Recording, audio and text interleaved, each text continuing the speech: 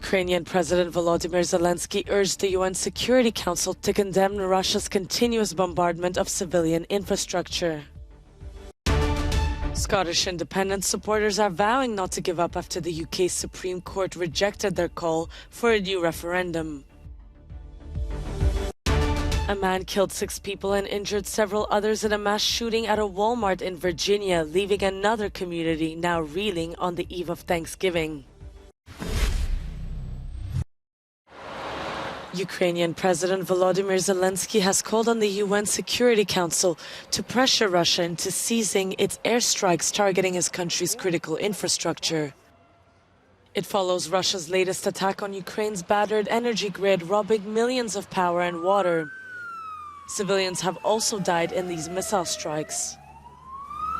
Volodymyr Zelensky urged the Council to back a resolution condemning any form of energy terror, but with Russia's veto, it is unlikely to prove effective. I give the floor to the representative of... Енергетичний терор – це аналог застосування зброї. Energy terror is comparable to the use of weapons of mass destruction when we have the temperature below zero and scores of millions of people without energy supplies, without heating, without water. This is an obvious crime against humanity. Без води. Це очевидний злочин проти людяності. The U.S. accused Russia's President Vladimir Putin of weaponizing winter to inflict immense suffering on the Ukrainian people, but Russia's ambassador rejected what he called reckless threats and ultimatums by Ukraine and its supporters in the West.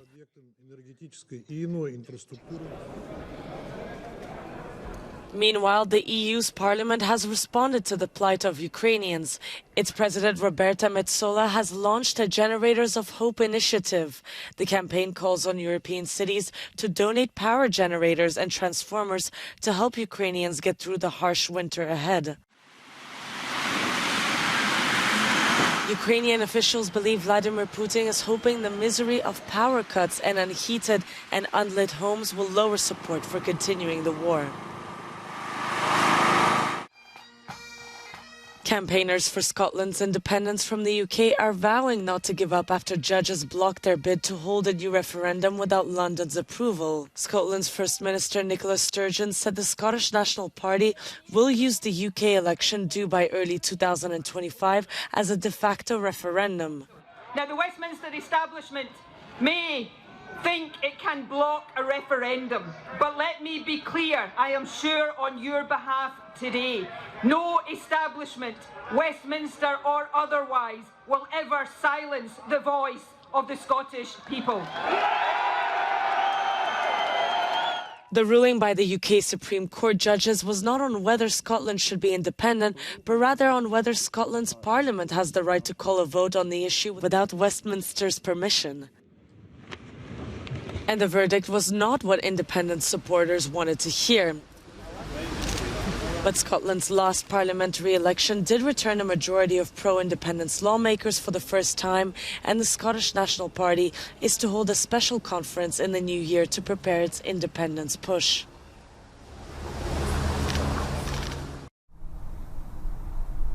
A Walmart supermarket manager in Virginia pulled out a gun during a routine employee meeting and killed 6 people before turning the weapon on himself. 6 more people were injured. It's the U.S.'s second high-profile mass shooting in just 4 days and comes as Americans prepare for their Thanksgiving holiday. As U.S. President Joe Biden left for his own family break, he sent his condolences to the families of the victims of yet another shooting. He tweeted, "Jill and I grieve for the families in Chesapeake and for Virginia, which suffered a terrible shooting earlier this month. We mourn for those who will have empty seats at their Thanksgiving table because of these tragic events. We must take greater action." Police are still investigating another shooting which took place at a gay nightclub in Colorado earlier this week. This is the 3rd straight year that there have been more than 600 mass victim shootings in America. So far, the motive for the Walmart shooting in Virginia is still unknown. Last June, President Biden signed a landmark gun control bill into law. Today, he said it's clearly not enough.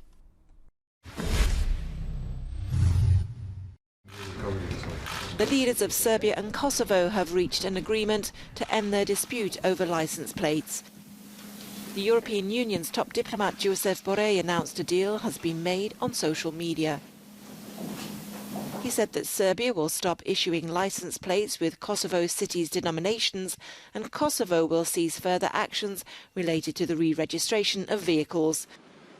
Kosovo's plan to begin fining motorists who currently have Serb-issued licence plates has been threatening to escalate into violence. Dozens of tents have been put up in the town of Dushe at the center of the 5.9 magnitude earthquake, which jolted parts of Turkey early on Wednesday. The tremor caused damage and widespread panic, and at least 68 people have been injured.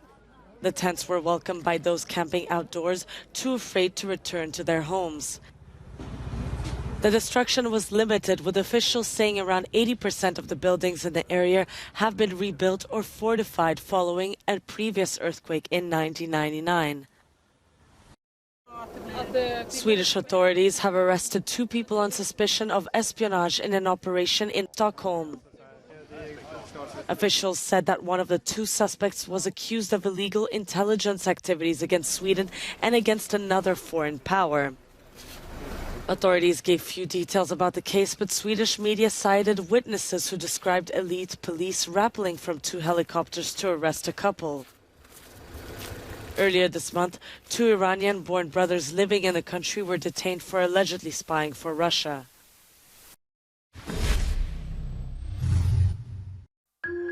An atlas of Europe's cinematic history. These locations, including Notting Hill Bookshop, the Old Royal Naval College in Greenwich, Lyon's Institut Lumière, the Bergman Museum on the island of Faro, and Odessa's Potemkin Stairs. In total, 35 places, including museums, monuments, and landscapes, have made the European Film Academy's list of treasures of European film culture. These are places that we as European Film Academy have decided to honor and to give a special status, as is the case in many countries when we are talking about heritage. And we felt we need to do the same for European film history. European film history is one of the oldest film histories in the world. And I think we should do much more with that, also to interest audiences around Europe. There's a lot of interest in among people for classics. And I think showing classics, showing the places where classics were made, where people have memories of, I think is an important part of the work that we can do to make larger audiences interested in cinema in Europe. The list is growing every year. One of the new additions is Germany's studio Babelsberg. Founded in 1912, it's the oldest large-scale film studio in the world and the cradle of German cinema. Sevilla's Plaza de España was also honored on the list, having served as a set for various cinematic masterpieces like Star Wars or Lawrence of Arabia. The beaches of Sète, a fishing port in the south of France, also made the cut. The landscape featured in more than 100 films, most famously those of French New Wave legend Agnès Varda.